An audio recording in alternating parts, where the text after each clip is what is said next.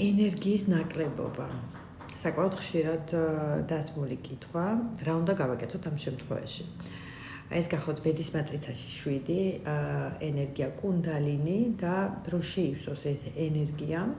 ძალიან კარგია ფეხიციარული და მარტო ფეხიციარული არა. აი გამოხვედით სახლიდან, პირველ რიგში უნდა შეარჩიოთ ისეთი ადგილი, სადაც არ გიწევთ გაჩერება, იგივე არ არის შუქნიშანი.